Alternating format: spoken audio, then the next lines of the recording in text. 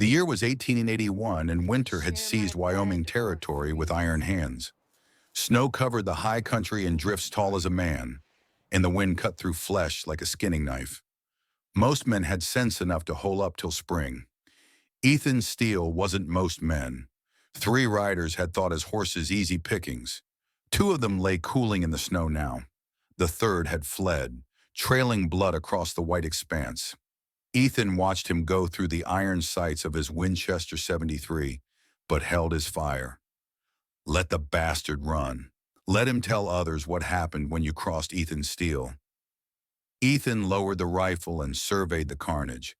2 dead horse thieves, hardly worth the bullets. But a man had to stand for something in this wilderness. Once you showed weakness, you were already in the ground. He dragged the bodies to the edge of the property and left them for the wolves. The horses needed tending, and his cabin needed warming. Night would bring bitter cold, and memories colder still. The cabin stood alone in a small valley, built with logs thick enough to stop bullets and arranged to give clear sight lines in all directions. Inside, it was sparse but orderly.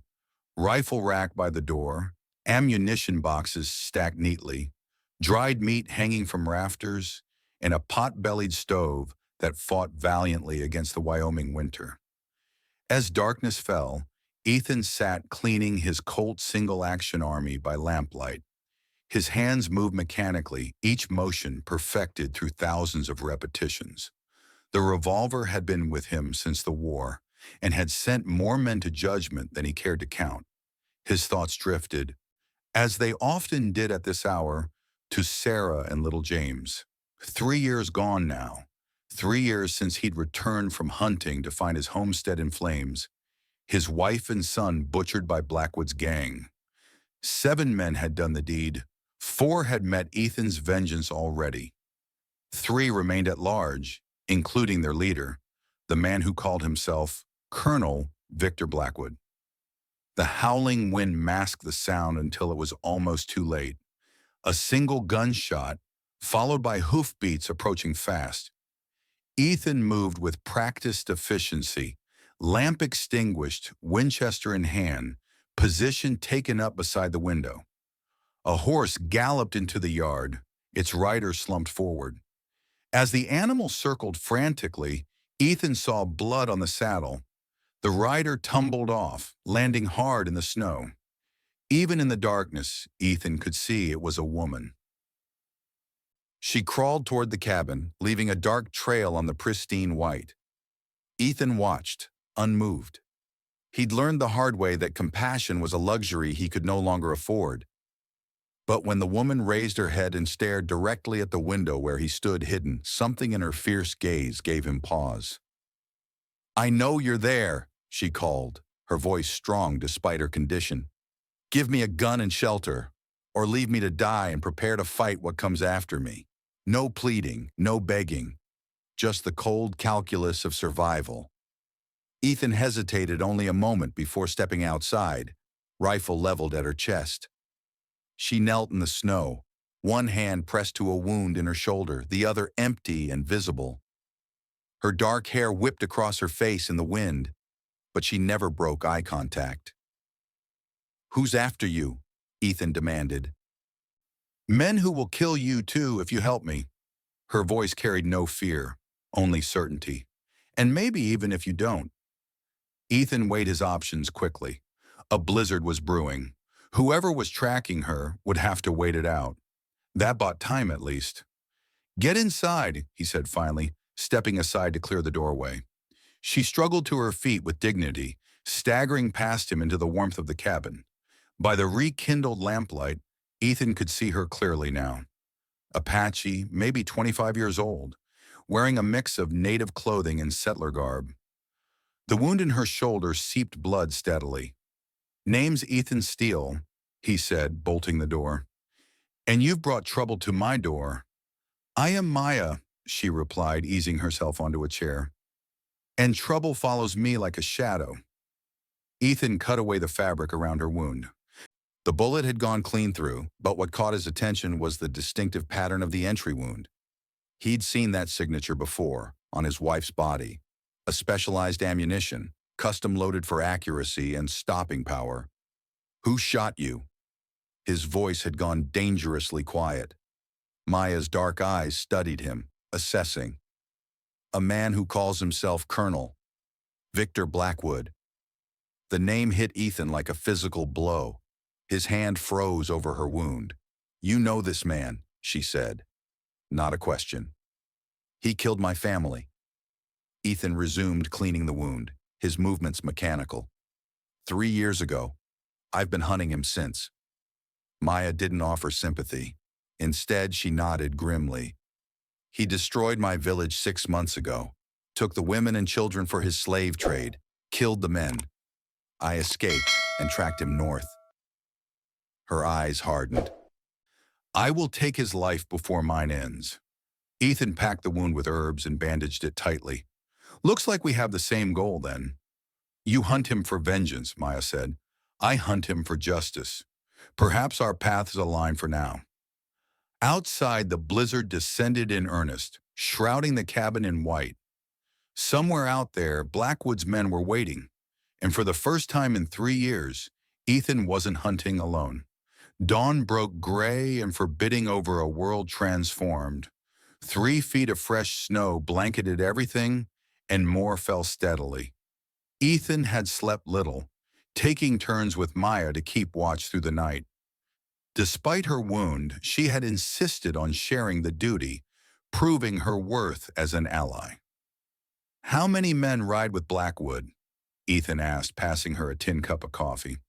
15 that I've counted. All killers. She accepted the cup with her good hand. He has new weapons, a rifle that kills from impossible distances. Sharp's rifle, Ethan nodded. Military issue. And the men? Former soldiers, deserters, criminals. He pays them well and keeps them loyal through fear. Maya sipped the bitter coffee. They will come when the snow stops. Ethan pulled back a floorboard, revealing a hidden compartment packed with ammunition, extra weapons, and supplies. Then we'd best be ready when they do. For the next 2 days, as the blizzard raged outside, Ethan and Maya prepared. He showed her how to handle the Winchester, guiding her through the loading and firing sequence until she could operate it smoothly despite her injured shoulder. This sight's adjusted for windage, he explained, pointing to the rifle's mechanism. At 300 yards, aim 3 inches high to compensate for bullet drop. The wind will push it too, so watch the snow to judge direction. Maya proved a quick study. Her own skills complemented his. Where Ethan was a frontline fighter, she was a ghost, skilled at moving unseen and striking from shadows. She showed him Apache techniques for concealing tracks and setting ambushes that had served her people for generations. Together, they transformed the cabin and surrounding area into a fortress. They dug snow trenches for cover, positioned extra rifles at strategic points, and set tripwires connected to alarm cans. Ethan even prepared primitive explosives using black powder from spare cartridges.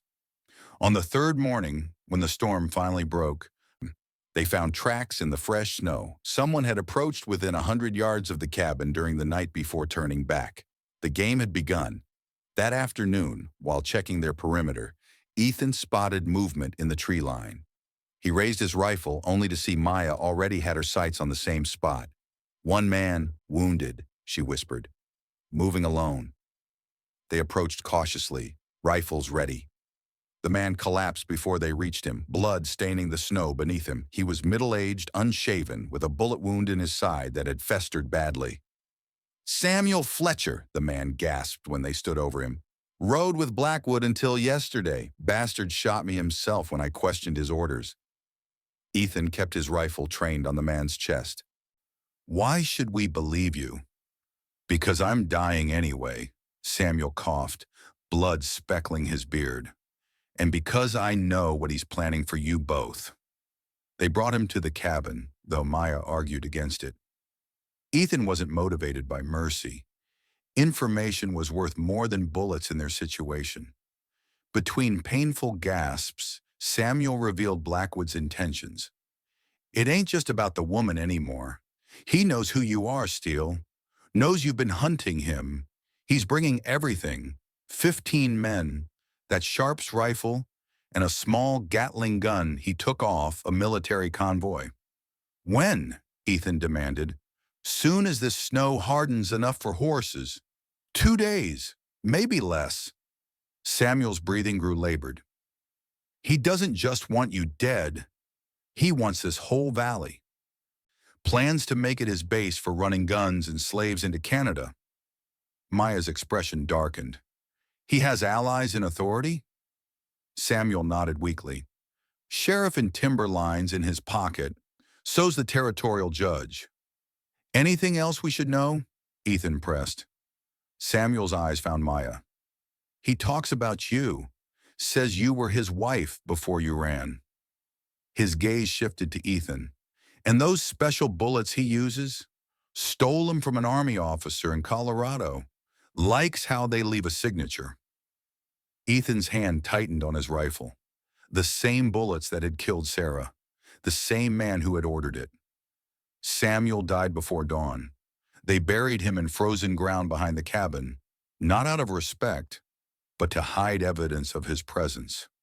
We can't just wait for them to come, Maya said as they returned to the cabin. We need to strike first. Ethan nodded slowly. Hit their camp tonight. Destroy that Gatling gun. Thin their numbers. Leave Blackwood for last, Maya added, her voice like steel. I want him to know fear before he dies. As darkness fell, they prepared for the raid. Ethan checked each weapon methodically, counting ammunition and distributing it between them. Maya applied war paint to her face, not for superstition, she explained, but to prevent moonlight from reflecting off skin. If I don't return, Ethan said as they prepared to leave, there's a map in that ammunition box. Shows where I've buried supplies across 3 territories. Might help you finish what we started. Maya looked at him with newfound respect. We will both return, or neither will. They moved like shadows across the snow-covered landscape, approaching Blackwood's camp from downwind. 15 men, just as Samuel had said, camped in a clearing 2 miles from Ethan's cabin. The Gatling gun stood mounted on a wagon at the camp's edge, covered with canvas. 2 men stood guard while the others slept or played cards around campfires. Ethan and Maya separated, each with clear objectives. He would eliminate the sentries and destroy the Gatling gun. She would set fire to the ammunition wagon and create chaos from the opposite side of the camp. The first guard died silently, Ethan's knife finding his throat before he could cry out. The second turned at the wrong moment, forcing Ethan to shoot him. The shot shattered the night silence and the camp erupted into activity. Ethan didn't hesitate. He sprinted for the Gatling gun, placing pre-prepared charges of black powder beneath its mounting. As men rushed toward him, he lit the fuse and dove for cover behind a fallen tree. The explosion tore through the camp, followed immediately by a larger blast as Maya's fire reached the ammunition wagon. Men screamed as shrapnel and burning debris rained down. In the chaos, Ethan picked off 3 men who ran blindly into the open, each shot finding its mark with deadly precision. Across the camp, he caught glimpses of Maya moving like a spirit through smoke and shadow, her knife claiming 2 more lives before she disappeared into the darkness. Their attack had been devastatingly effective. The Gatling gun destroyed, at least 5 men dead, and the camp in flames. But as they regrouped at their predetermined meeting point, a sickening realization dawned. Blackwood hadn't been among the men in camp, and the most valuable equipment, including the Sharp's rifle, was nowhere to be seen. It's a diversion, Maya said, her face grim in the distant firelight. He knew we would come. Ethan's blood ran cold. The cabin. They raced back through the snow, pushing beyond exhaustion. As they crested the final ridge, Ethan's worst fears were confirmed. Lights burned in his cabin windows. Smoke rose from the chimney, and 4 horses were tethered outside, horses neither of them recognized. They must have circled around while we hit the camp, Ethan whispered. surveying the scene from the cover of pines. Blackwood knew we'd go for the Gatling gun. Maya nodded grimly. He always was a cunning devil. They watched as a figure emerged from the cabin, tall, broad-shouldered, wearing an officer's greatcoat despite having no right to the uniform. Even at this distance, Ethan recognized Victor Blackwood. The man's gray-streaked beard and aristocratic bearing disguised the monster beneath. Another man was dragged outside and forced to kneel in the snow. Samuel. He wasn't dead after all. The deception became clear. Samuel had been sent as bait, carrying just enough truth to be believed. "They'll torture him," Maya whispered. "He was never our friend," Ethan replied coldly. "He led us into this trap willingly." As they watched, Blackwood pressed the barrel of a pistol to Samuel's head and fired without ceremony. The body crumpled into the snow. "One less problem," Ethan muttered. "Now we need a way inside." They formulated a desperate plan. Maya would create a distraction at the rear of the cabin. Drawing attention away from the front door, Ethan would use the hidden tunnel he dug beneath the cabin, an escape route that emerged beneath his bed, concealed by floorboards. "If I don't make it," Maya said before they separated, "kill him slowly." Ethan nodded. "Same goes for you." The distraction worked perfectly, too perfectly. When Maya fired shots near the woodpile, all three of Blackwood's remaining men rushed out the back door. But as Ethan approached the hidden tunnel entrance, he heard a cold voice behind him. "I expected better from the man who's been hunting me for 3 years." Ethan turned slowly. Victor Blackwood stood 20 paces away, the Sharp's rifle leveled at Ethan's chest. "3 years," Blackwood continued, "and you never once got close enough for me to see your face." "I was starting to think you were a ghost." "I'm flesh and blood," Ethan replied evenly, "just like my wife and son were when you butchered them." Blackwood smiled thinly. "I've killed many wives and sons, Mr. Steele. You'll have to be more specific." The callousness of the reply ignited a cold fury in Ethan's chest. "Nebraska Territory, 1878, homestead on the North Platte." Recognition flickered in Blackwood's eyes. "Ah, yes, the school teacher and the boy. She fought remarkably hard for such a gentle creature." He adjusted his aim slightly. "Consider this reunion a professional courtesy. Most men never learn who ended their lives." The shot never came. A war cry split the air as Maya launched herself from the shadows, driving her knife deep into Blackwood's shoulder. The Sharp's rifle discharged harmlessly into the snow as the two figures crashed to the ground. Ethan drew his Colt and rushed forward, but gunfire from the cabin forced him to dive for cover. Blackwood's men had returned, and now bullets splintered the trees around him. He returned fire, dropping one man with a clean shot to the chest. Through the chaos, he saw Maya struggling with Blackwood. Despite her ferocity, the larger man was overpowering her, his hands locked around her throat. Ethan tried to line up a shot, but the combatants were too entangled, and his remaining ammunition too precious to waste. Instead, he reached into his coat and withdrew his last desperate measure, a bundle of dynamite stolen from a mining camp months earlier. He'd been saving it for a special occasion. This qualified. Ethan lit the fuse, waited 2 precious seconds, and hurled the bundle toward the cabin porch where Blackwood's remaining men had taken position. The explosion sent bodies and timber flying in all directions. In the deafening aftermath, Ethan charged toward Blackwood and Maya. Blackwood had gained the upper hand. He straddled Maya, his hands crushing her windpipe, her struggles weakening. He never saw Ethan coming.